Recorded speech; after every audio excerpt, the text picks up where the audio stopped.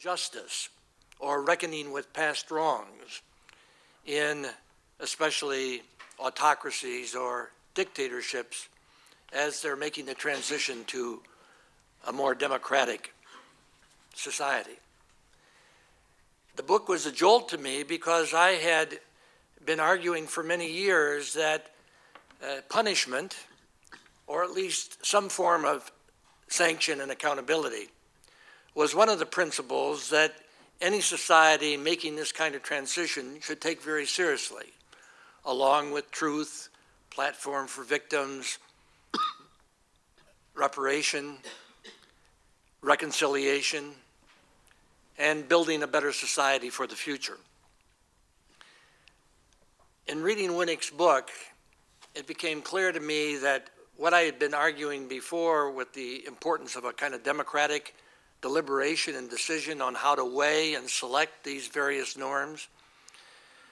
if it was applied to the United States at the conclusion of the Civil War, would force me to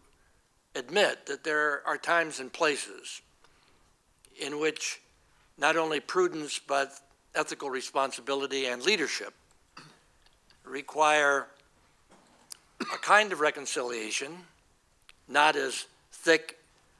a kind of reconciliation as Desmond Tutu argued for in South Africa, but a kind of reconciliation that would bring some sort of healing to a nation that had lost, in this case, 620,000 soldiers, combatants, over a ghastly 4 years. What I want to do today is to reflect on the American experience in relation to some extent to experience that we see in Chile, in Argentina, in other countries in Latin America, of reckoning with past wrongs in the movement from a dictatorship like that of Pinochet to a fragile democracy, with Pinochet still behind the scenes at first, and to compare some of the lessons that we learned from Latin America with another country in the Americas, Nuestra America, and that is the United States. And what I want to focus on, and it may have some overlap with Professor Elstein's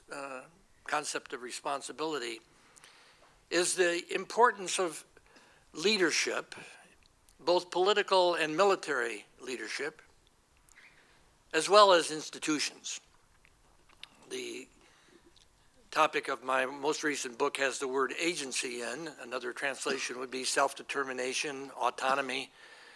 people being authors of their own lives and being responsible for their actions in spite of the fact that they're often hemmed in and constrained by many institutional factors. I think the enormous achievement of April 1865, and here following Winnick's account, is unlike many rebellions over the generations and over the centuries that resulted in a bloodbath when the rebels were put down. In the case of the United States, there was a healing that took place, by and large, non-punishment, although Jefferson Davis spent some time in jail. Lincoln hoped that he would kind of disappear and get out of the way. And I think we have some lessons to learn about the combination of good leadership and good institutions and policies.